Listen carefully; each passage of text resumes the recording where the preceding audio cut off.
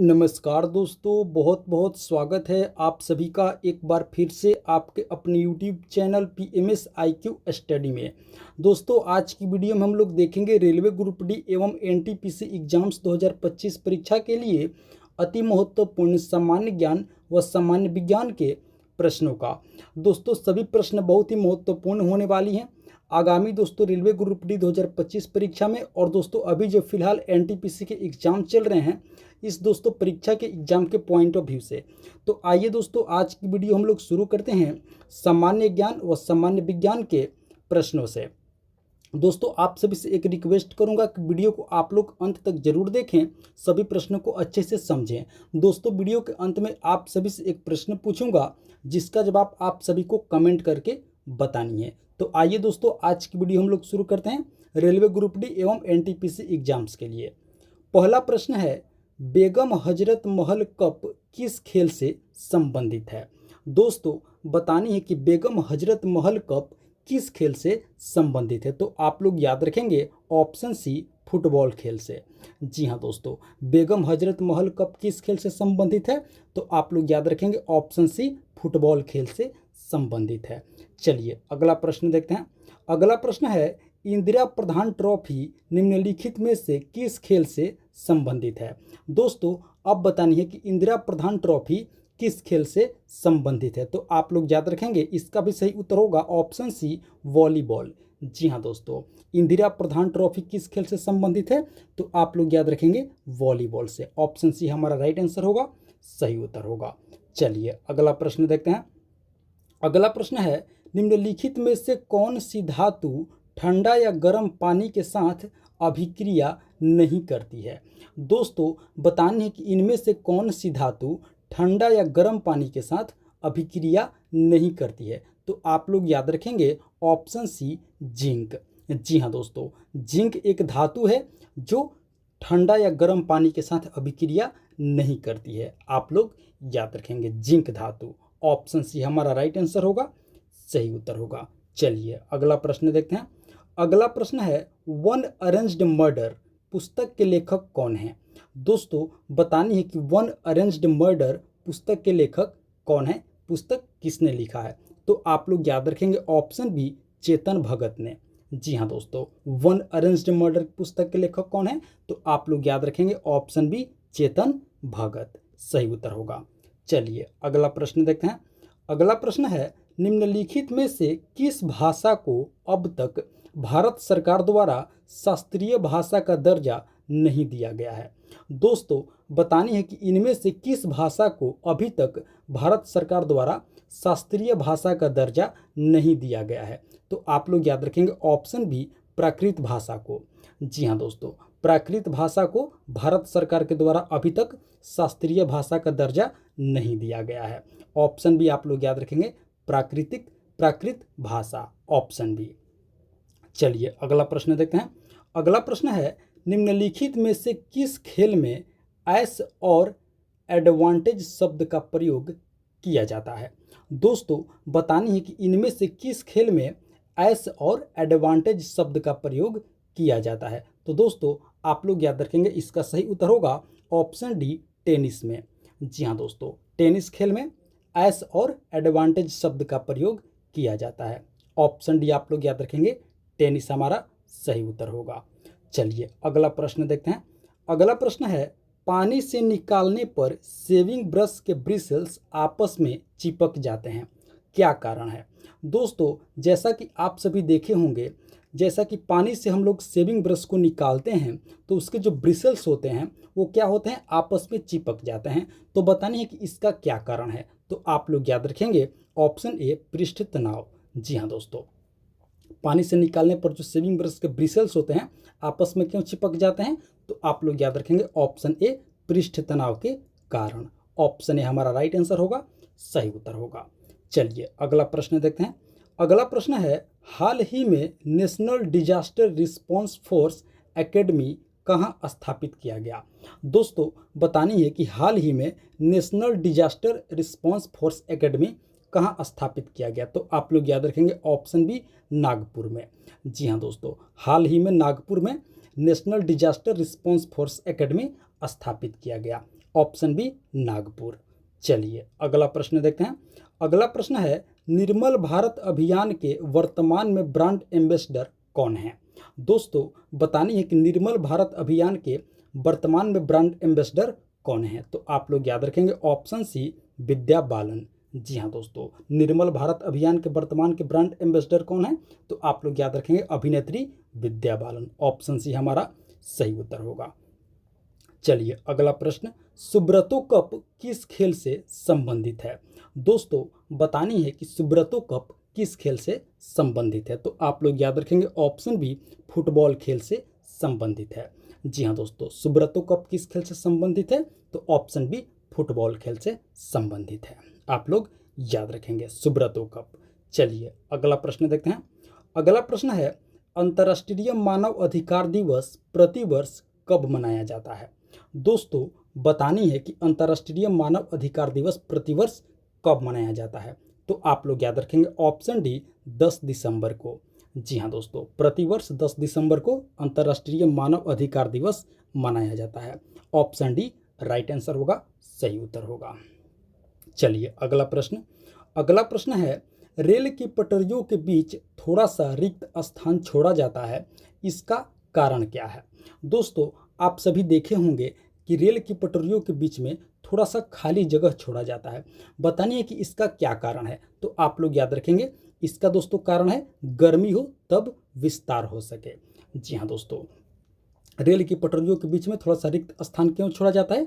ताकि दोस्तों जब गर्मी के दिन आए, जब पटरियां गर्म हो तो उसमें क्या हो सके, विस्तार हो सके। यानी कि ऑप्शन ए हमारा राइट आंसर होगा, सही उत्तर होगा।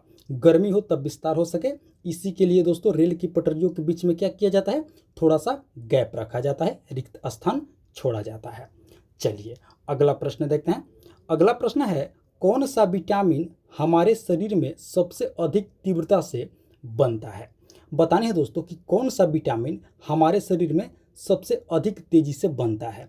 तो आप लोग याद रखेंगे ऑप्शन बी विटामिन डी। जी हाँ दोस्तों, विटामिन डी जो है हमारे शरीर में सबसे अधिक तीव्रता से बनता है, यानी कि सबसे तेजी से बनने वाला विटामिन है। ऑप्शन बी आप लोग याद रखेंगे विटामिन डी। चलिए दोस्तों आप लोग हमें कमेंट करके बताइए कि विटामिन डी का रासायनिक नाम क्या होता है। इसका जवाब आप लोग हमें कमेंट करके जरूर बताएंगे। और दोस्तों अभी तक आप लोगों ने वीडियो को एक लाइक नहीं किए हैं तो वीडियो को एक लाइक कर देंगे। साथ ही साथ PMS IQ study YouTube channel पर आप पहली बार विजिट किए हैं तो दोस्तों चैनल को भी जरूर सब्सक्राइब कर लेंगे और वीडियो में अंत तक जरूर बने रहेंगे। वीडियो को आप लोग पूरा देखेंगे दोस्तों, सभी प्रश्नों को अच्छे से समझेंगे। चलिए अगला प्रश्न देखते हैं। अगला प्रश्न है, पंडित जसराज जिनका हाल ही में अमेरिका के न्यू जर्सी में निधन हो गया, वे किस विद्या से संबंधित थे? दोस्तों बतानी है कि पंडित जसराज जिनका हाल ही में कहाँ निधन हो गया, अमेरिका के न्यू जर्सी में। बतानी है दोस्तों कि वे किस विद्या से संबंधित थे? तो आप लोग याद रखेंगे वे शास्त्रीय गायक थे। जी हाँ दोस्तों, ऑप्शन बी हमारा राइट आंसर होगा।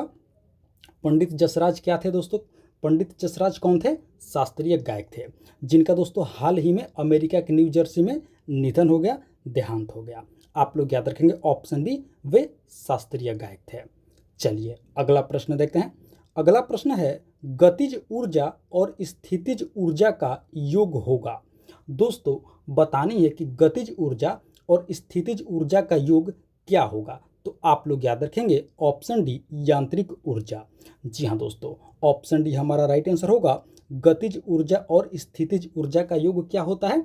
तो यांत्रिक ऊर्जा होता है। ऑप्शन डी हमारा राइट आंसर होगा, सही उत्तर होगा। चलिए अगला प्रश्न। अगला प्रश्न है, निम्नलिखित में से किस खेल में काल बेस्ट स्ट्रोक बटरफ्लाई शब्दों का प्रयोग किया जाता है? दोस्तों बतानी है कि इनमें से किस खेल में काल बेस्ट स्ट्रोक और बटरफ्लाई शब्दों का प्रयोग किया जाता है? तो आप लोग याद रखेंगे ऑप्शन ए तैराकी में। जी हाँ दोस्तों, तैराकी में क्या किया जाता है? काल बेस्ट स्ट्रोक और बटरफ्लाई जैसे शब्दों का प्रयोग किया जाता है। आप लोग याद रखेंगे तैराकी में। ऑप्शन ए हमारा राइट आंसर होगा, सही उत्तर होगा। चलिए अगला प्रश्न देखते हैं। अगला प्रश्न है, वर्ष 2019 में भारत सरकार द्वारा भारत रत्न प्रदान किया गया, जिनमें से एक प्रसिद्ध भारतीय शास्त्रीय गायक हैं, गायक भी हैं, वे हैं। देखिए दोस्तों, वर्ष 2019 में भारत सरकार द्वारा कुछ लोगों को भारत रत्न प्रदान किया गया था। बतानी है दोस्तों कि उनमें एक प्रसिद्ध भारतीय शास्त्रीय गायक थे। तो दोस्तों उन गायक का नाम बताना है। तो आप लोग इसका सही उत्तर याद रखेंगे, ऑप्शन सी भूपेन हजारिका। जी हाँ दोस्तों, भूपेन हजारिका जो दोस्तों भारतीय शास्त्रीय गायक हैं, इन्हें वर्ष 2019 में भारत सरकार द्वारा भारत रत्न प्रदान किया गया था। भूपेन हजारिका जी को, ऑप्शन सी आप लोग याद रखेंगे, भूपेन हजारिका जी को वर्ष 2019 ईस्वी में भारत सरकार द्वारा भारत रत्न प्रदान किया गया था। आप लोग याद रखेंगे भूपेन हजारिका, ये क्या थे? भारतीय शास्त्रीय गायक। चलिए अगला प्रश्न देखते हैं। अगला प्रश्न है, उदासीन विलयन का पीएच मान कितना होता है? दोस्तों बतानी है कि उदासीन विलयन का पीएच मान कितना होता है। तो आप लोग याद रखेंगे ऑप्शन बी 7। जी हाँ दोस्तों, उदासीन विलयन का पीएच मान कितना होता है? तो आप लोग याद रखेंगे 7 होता है। आप सभी को दोस्तों बता दें कि पीएच वैल्यू जो होता है वो कितना होता है? 0 से 14 के बीच होता है। कितना होता है? 0 से 14 के बीच। आप लोग याद रखेंगे। और उदासीन विलयन का पीएच मान कितना होगा? तो आप लोग याद रखेंगे ऑप्शन बी 7 होगा। चलिए अगला प्रश्न देखते हैं। अगला प्रश्न है, निम्नलिखित में से किस देश ने राष्ट्रपिता महात्मा गांधी की 150वीं जयंती के उपलक्ष्य में वर्ष 2019 को सहिष्णुता का वर्ष घोषित किया है? देखिए दोस्तों, बतानी है कि इनमें से किस देश ने राष्ट्रपिता महात्मा गांधी की 150वीं जयंती पर वर्ष 2019 में क्या किया है? पूरे 2019 वर्ष को सहिष्णुता का वर्ष घोषित किया है। उस देश का नाम बताना है। तो आप लोग याद रखेंगे वो देश था दोस्तों संयुक्त अरब अमीरात, यानी कि यूएई। जी हाँ दोस्तों, यूनाइटेड अरब अमीरात। दोस्तों वर्ष 2019 में सहिष्णुता का वर्ष घोषित संयुक्त अरब अमीरात ने किया था दोस्तों। किसके उपलक्ष्य में? तो देश के राष्ट्रपिता महात्मा गांधी की 150वीं जयंती के उपलक्ष्य में।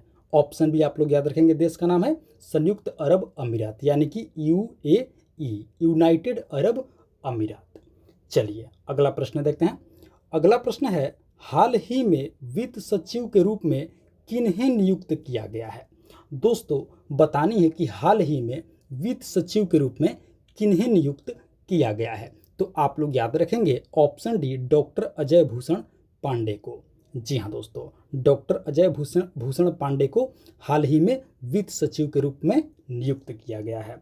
ऑप्शन डी आप लोग याद रखेंगे, डॉक्टर अजय भूषण पांडे।